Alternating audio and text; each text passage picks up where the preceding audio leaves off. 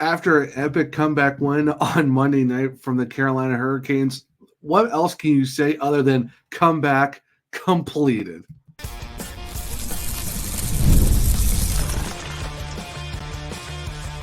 You're Locked On Hurricanes, your daily podcast on the Carolina Hurricanes, part of the Locked On Podcast Network, your team every day. Welcome to a Tuesday edition of Locked On Hurricanes, your team every day, part of the Locked On Podcast Network. Thank you to the Everydayer for making this your first listen of the day. 5 days a week, Monday through Friday, talking everything about your Carolina Hurricanes. I am your host, Zach Martin. I am the beat writer over at the Hockey Writers covering the Carolina Hurricanes, and I'm also the co-host of the Surgecast, which is another Carolina Hurricanes podcast, along with all my other duties here at Locked On Hurricanes. Just got a very excited Tuesday episode for you guys after a huge comeback win from the Carolina Hurricanes. Basically, this episode is going to talk about everything that it was involved in that game, from storylines to possible records that that have gotten snapped by the Hurricanes, just everything else you can think of, and also going to do some fan questions and reactions later on in the show. But before we get to all of that, today's episode is brought to you by Game Time. Download the Game Time app, create an account, and use code LOCKEDONNHL for $20 off your first purchase. And like I said, just the Hurricanes in probably one of the craziest comebacks you can think of, coming back from 3-0, scoring 2 goals in 9 seconds later in the third period to basically erase the deficit that saw them go from 3-0 down in the second with like 7 minutes left in the period to clawing back and winning it 5-3.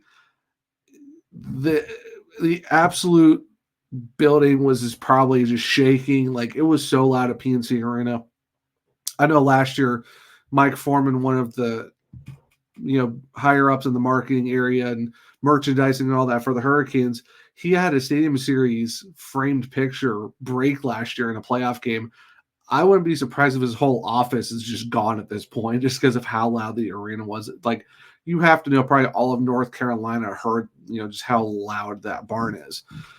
It's just riding the vibes, riding the high that the Hurricanes just gave these fans. Because now like, you're going from Monday night into Thursday, which is game 3 on Long Island. So it's the fact that you have the Hurricanes and the fan base, going through Tuesday and Wednesday, riding the vibes, riding the high of that epic comeback win. And the Islanders are going to be stewing in it for the next few days, just because of the fact that you look at a team who at one point was 81-0 as a franchise when holding a 3-goal lead in a playoff game, and that absolutely got snapped by the Hurricanes. Like, there's how I don't even know how you put it into words of just how that game was. Just seeing the fact that it's 3-0, the Hurricanes came out flying. At one point they hit the post like 5 times. Puck luck was just not going their way. Basically just hemming the Islanders so much in their own zone, not getting a whole lot of shots, just in even certain periods, just the whole game in general. Like, the Islanders only had 12 shots on goal the entire game. And the crazy part, too, is the fact that they had 1 shot in the last 34 minutes and 56 seconds in that game. 1 shot in the last 35 minutes of that game. And that goes to show just how defensively structured the team was for the Hurricanes. It's unfortunately, unfortunate goals happened for the Islanders. Nothing you could do when you leave Bo Horvat all alone in the slot. At that point, his goal made it 2-0. The Islanders do score a power play goal to make it 3-0. At that point, you're kind of like, what can the Hurricanes really do? Like, they're just dominating, left, right, center, both ends of the ice. They're just dropping bodies with massive hits. Just Barry Kotkaniemi absolutely just smoked Cal Clutterbuck on one of the end boards, and people are saying, like, there was 5 sections of glass that absolutely shook after that hit. And that's coming off of Seth Jarvis's huge hit from getting the night before. So, like, the young guns are throwing some big hits. Like, they're putting the pucks on the net. Like, the Hurricanes had 39 shots on goal in this game, and they had 27 scoring chances. It was just pure domination by the Hurricanes, and it's just unfortunate for most of the game. They just could not get the puck luck.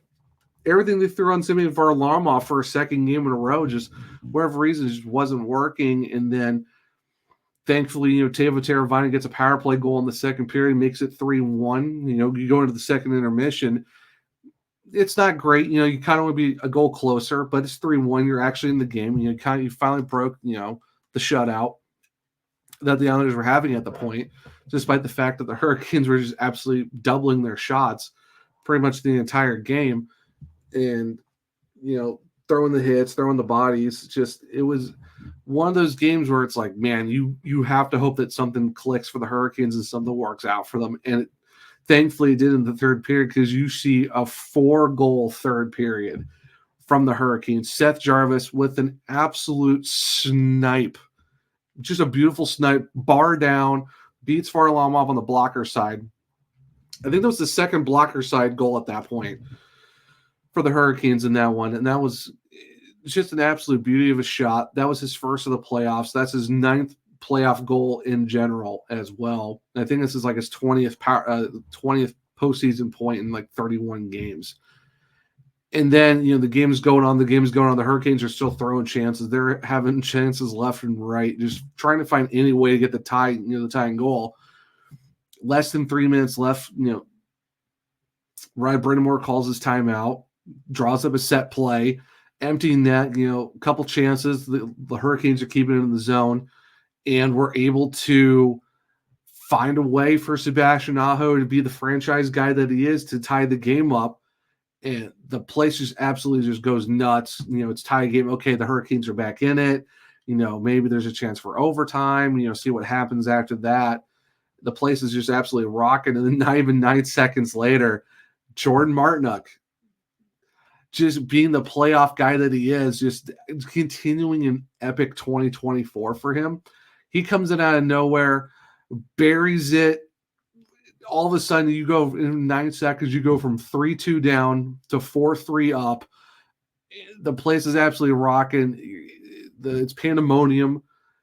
And it's just the way that how electric the barn was, and how just the craziness of all of that was, to see the Hurricanes claw their way back from 3-0 down to make it 4-3 with, like I said, 2 goals in 9 seconds. And then Jake Guentzel buries it for the dagger, ices the game 5-3. Of course, the Islanders players get, upset about it, all up in their feelings, because they got to start, sending some messages to the Hurricanes, because, okay, well, yeah, we were up 3-0. Now you put 5 unanswered, but we're not going to let you punk us. Unfortunately, the Hurricanes still punked you regardless, because of the fact that you had, huge hits from Jesperi Kotkaniemi. Steph Nason gets in a fight, with McLean, beats him in the fight pretty easily. And then, they're trying to go after, Jalen Sheffield at one point. They try to go after Jesperi Kotkaniemi after it's already like 4-3 or 5-3. He's just laughing at them, going like, all right, whatever, no big deal. And then, Matt Martin's holding Steph Nason's visor. Nason just pushes him off. And then Matt Martin loses and tries to go after him. And then he just gets ragdolled by Steph Nason. And that's why they say don't mess with Texas. That's why you don't mess with Plano, Texas native Steph Nason, because he just threw Matt Martin down like it was nothing. So the fact that you got bullied twice by Steph Nason in fights, one was an actual brouhaha, one was just get off me, just throwing your younger brother down. And it's like, okay, we're not doing this. And it's just, in every facet of the game, the momentum completely shifted to the Hurricanes, and there were just no slowing down for them at all. And that's how you saw it. The fact that you look at a team like the Islanders, who, like I said, 81-0, went up by 3 goals in a playoff game. Snap. Now it's 81-1. You let up 5 unanswered. The momentum's all on Carolina's side, and now you're looking at going into on Long Island down 2-0, and the momentum is all with Carolina, especially if you're blown that huge 3-0 lead.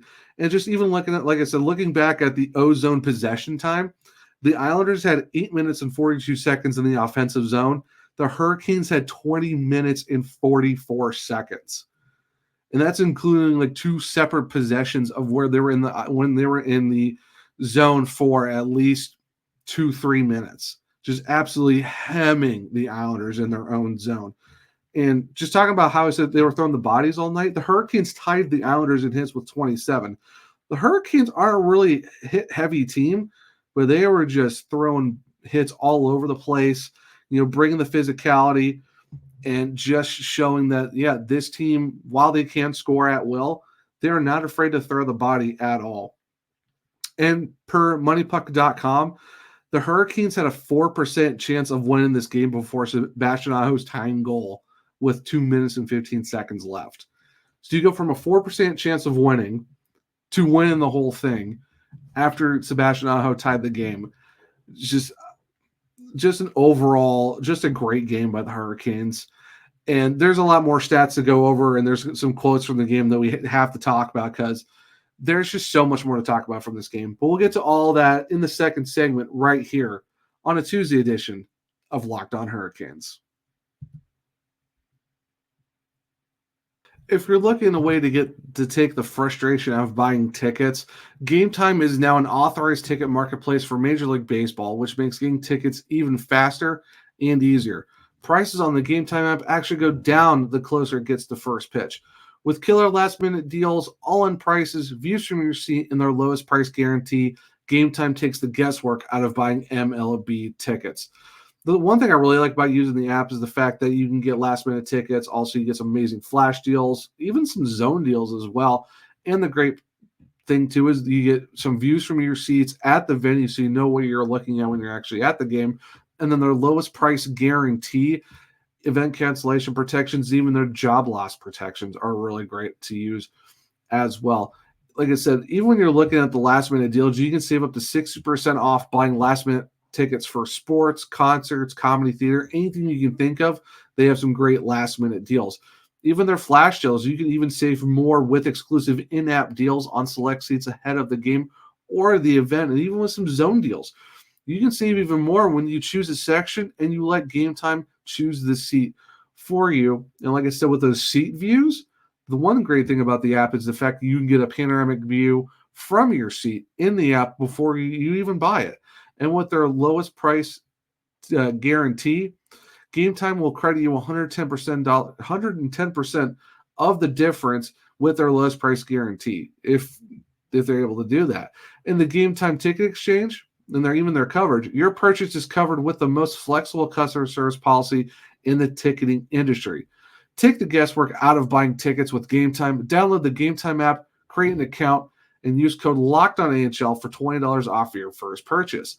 Terms apply. Again, create an account and redeem code LOCKEDONNHL. That is LOCKEDONNNNHL for $20 off. Download the Game Time app today. Last minute tickets, lowest prices, guaranteed. Welcome back to a segment 2 of Locked On Hurricanes, your team every day. So for just the way, like I said, the way this game was played, it was so great from the Hurricanes. And the fact that this was another, this is another time where the Hurricanes came back from a 3-goal deficit in the postseason history in franchise history. The others occurred in Game 4 of the 2002 Conference Finals, which they won 4-3 in overtime against the Montreal Canadiens, and also back in Game 1 of the 2006 Stanley Cup Final, which was the 5-4 win of the Edmonton Oilers. And now, for the third time, coming back from a 3-0 deficit against the Islanders, and won the game 5-3. And it's, like I said, just the way that the team came back and fought. There's always never any, you can never count this team out. There is no quit in this team. And that's the one thing you can pretty much count on for the Hurricanes. It's, it's one of those things where this team gives you the knowledge or like the feeling of like, okay, yes, this game is, getting closer to the wire.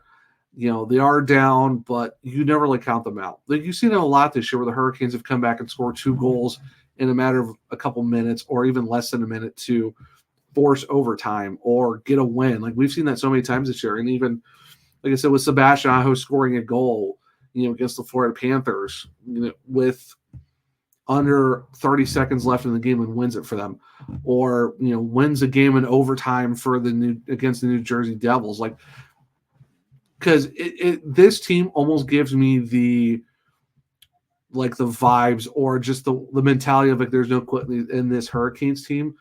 Because for me, being originally from Northeast Ohio and being a Cleveland Indians, now Guardians fan, and just being someone who grew up in the 90s, those 90s Indians teams always gave you the fact of there's no quit. Like no matter what the score was, they always came back to win, and that's how it is for the Hurricanes. I feel like this year, or just in general, is like there is no quit. There's never a time where you're like, okay, they may or may not come back, and they've done it. They've done it multiple times.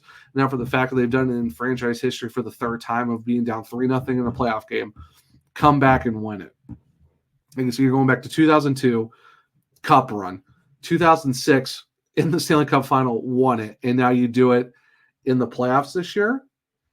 Coincidence, possibly? I don't know. I guess we'll possibly see because the other 2 times they've done it, made the Cup Final, and won the Cup Final, and they actually won the Stanley Cup. So who knows? It could possibly happen, but hey, it's there. The storylines are there. You have to think about it and just look at it that way. And even some like post-game pressers and just getting some quotes from the team and Rod Brind'Amour himself. Sebastian Aho after the game said the way we responded and came back shows a lot of character and tells a lot about this team, which he's completely right. Like it does say a lot for the Hurricanes and for the fact that they find a way to not give up and to not quit, and that's just how great this team is, for the fact that they were able to do that. And the fact that you even look at it with the teams that, that score a tying goal and a go-ahead goal in the last 3 minutes, the fact that the Hurricanes did it within 57 minutes and 45 seconds, that's really great. And that's the 5th fastest or the 5th latest that a team's ever done it. You're talking teams like the Chicago Blackhawks, the Carolina Hurricanes that did it in 58 minutes and 40 seconds back in Game 7 of the 2009, conference quarterfinal too. So there's a lot of teams that have scored 2 goals, the game tying and the game winner, super late, and they did it. The Hurricanes did it with 57 minutes already gone in the game. And even Rod Brind'Amour was asked, following the improbable come from behind victory in Game 2, it was a special night for sure. It's one of those games that we'll probably look back on for a long time. Yeah, I would say safe to say a lot of the guys and the fans are really going to be looking back at this game for a very long time for the fact that they were able to go and do that. Like I said, you go from being, 5-3 down to coming back, down 3-0. You come back and win 5-3, and just it's one of those nights where it's like I know I've seen a lot of people on social media say it. How do you sleep after that? Like it's Monday on the last full week of April. It's a Monday night, and now you're gonna try to go to sleep and go to work the next day. Like, how do you do that? And even for me, it's tough because it's just like, yeah, I gotta get up early in the morning, but how can you not be excited after that? And that's the one thing about playoff hockey. It's a whole I don't care what you say. I don't know any other league's playoffs that can get you this excited, get you in a mood like this other than hockey. Like the NHL playoffs are just there's no comparison. I don't think anything can compare to it. And just for the fact that this team did it, just how the Hurricanes came back and did it again, it's just something about playoff hockey and just something about Carolina Hurricanes hockey as well. And that's what makes it so great to be a Hurricanes fan. And, riding that roller coaster of okay, this, they're trying, but they're not getting the luck. Okay, they're down 3-0. Is it possible? And then you see them score 5 in a row and win the whole thing. And you just love to see it. So before we go into the third segment, there's one last thing we got to discuss real quick. And unfortunately, Brett Pesce did get hurt in the game. It looked like he kind of caught his foot on some bad chunk of ice. It could have been, twisted ankle. We're not really for sure. So when Rod Brind'Amour was asked post-game about Brett Pesce, according to Walt Ruff, it's not a promising one. That's not looking good. He's going to get looked at tomorrow. So it's not 100% on. They don't know what exactly is wrong, but there's a good chance that Brett Pesce may or may not be hurt. And like I said, I'm not really sure how bad it is. I don't think anyone really knows how bad it is. And it's one of those things where you could be not having Brett Pesce for the rest of the series. I'm not really sure. So that's really something I have to keep an eye on.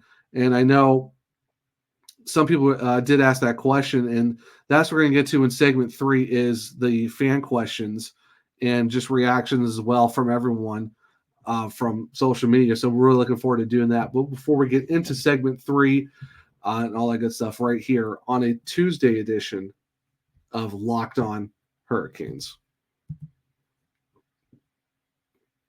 It's playoff time in the NBA and NHL. Baseball's in full swing, and FanDuel is your place to bet on every game. Right now, new customers get $150 in bonus bets guaranteed. That's $150 win or lose. Bet on everything from slap shots to home runs to slam dunks, all in an app that is safe, secure, and easy to use. What are you waiting for? Visit FanDuel.com/lockedon and make your first bet an automatic win. FanDuel, America's #1 sportsbook. If you're looking for an important safety net for your family, life insurance has to be one of those things. And the best place for you to get that safety net for your family in terms of life insurance, you got to go to Policy Genius. And Policy Genius is the country's leading online insurance marketplace. It saves you time and money so you can provide for your family with a financial safety net starting today.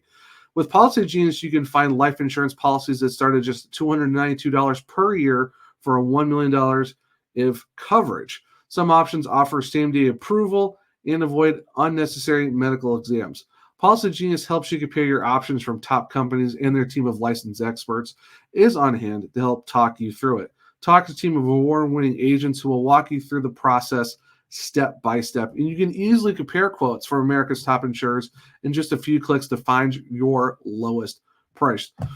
Policy Genius gives you unbiased advice from licensed expert support team, and they have no incentive to recommend one insurer over the other, so you can trust their guidance. Thousands of 5-star reviews on Google and Trustpilot from customers who found the best fit for their needs. Check life insurance off your to-do list in no time with Policy Genius. Head to policygenius.com/lockedonNHL or click the link in the description to get your free life insurance quotes and see how much you could save. That's policygenius.com/lockedonNHL. Welcome back to segment 3 of Locked On Hurricanes, your team every day. So for this segment, we're going to, went to social media, asked, Hurricanes fans, have any questions, give us reactions, anything that, especially after a game like that where you see the Hurricanes make that epic comeback.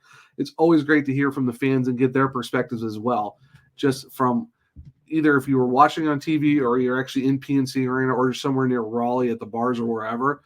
It's always good to see what everyone else thinks about it too. And thank you to the everydayer, or thank you to whoever, for everyone who did send in their questions. I love doing stuff like this, and hopefully this becomes a more occurring thing throughout the playoffs, throughout the regular season next year and beyond. So from Katie Bartlett, she asks, while it's easy and fun to focus on and celebrate the goals, we should, what role did the Canes defense and defensive structure play in making the comeback possible? I would definitely say for the fact that you look at how the Islanders only had one shot for almost the last 35 minutes of the game. Yes, in the first period, and they were down 2-0, didn't give up a lot of shots, but unfortunately the Islanders did capitalize on some, tough plays, tough, management and stuff like that. But, just like game 1, it's kind of like they started finding their groove as the game went on. Like I said, the Islanders only had 12 shots the entire game. So it's not like they were peppering Frederick Anderson and stuff like that, like you saw in Game 1 where they outshot the Hurricanes. The Islanders, like I said, had 12 shots the entire game, and they had one shot in the last 34 minutes and some change. So defensively, they played great. They were able to shut it down. Frederick Anderson made some great saves when he needed to, but the Hurricanes overall, I don't really know what more you could say of how great that defense was, for the fact that they locked it in, they locked it down for the last 35 minutes of the game. Didn't really give the Islanders a whole lot of chances, and the Hurricanes got some power plays that were very much needed. They started capitalizing on their goals, and the Hurricanes came back and won. And it goes to show how good Tim Gleason is as the defense coach, and having probably one of the best defenses in the league that can play man, because not a lot of teams can play man defense, but the Hurricanes did it. And the big thing too is they did it with 5 defensemen for pretty much the last period and a half, because Brett Pesce went out with like under 10 minutes left in the second period. Then the Hurricanes basically had to go with 5 defensemen for the last 30 minutes of that game, essentially. And that goes to show that structurally, yeah, you're down a defenseman, you got to rotate someone, but the Hurricanes were still able to pull it off. And that's just all you can ask for out of your defense, is just stay locked in, stay focused, and know what their job is. And, Rod and Tim and all of them did a great job of doing it. And, got to give credit to, Jacob Slavin, Brent Burns, Brady Shea, Dmitry Orlov, and Jalen Sheffield. They locked it in, and they just did an amazing job for the Hurricanes, and just being able to, do what they needed to do to get the offense going, to go and, make the plays they needed to go win the game. So from Hurricanes report, thoughts on the Pesce exit, thoughts on Peter for Game 3. The Pesce exit does unfortunately put the Hurricanes in a tough spot, because now you really got to hope that it's not serious, even though it sounds like it's going to be serious. Where you go from there, I mean, you do have Tony DeAngelo, who hasn't really played a lot this season, but if you're looking for a guy you really don't want to throw to the Wolves in Game 3, especially how pivotal that's going to be on Long Island on Thursday, I could possibly see them go with Tony DeAngelo.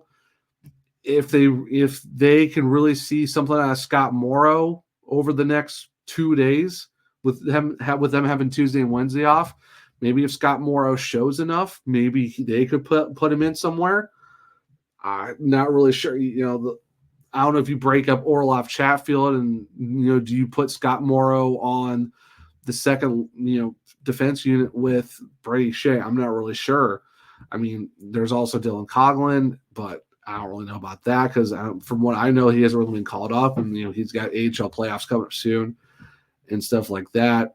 So I'm not really sure what they're going to go with, depending on how bad it is. It could be, it could be the series.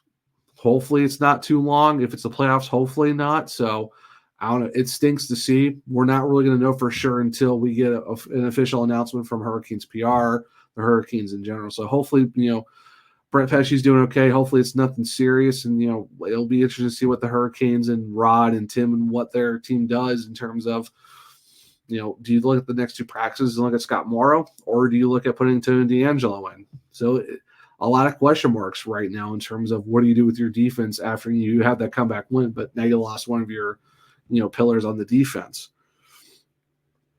And so another one for Mario's credit, he goes, do you know a good cardiologist? No, I don't, unfortunately, but I'm assuming probably a lot of people are going to be looking for one. They already know one, so hopefully someone can help you out with that. For me, I couldn't tell you.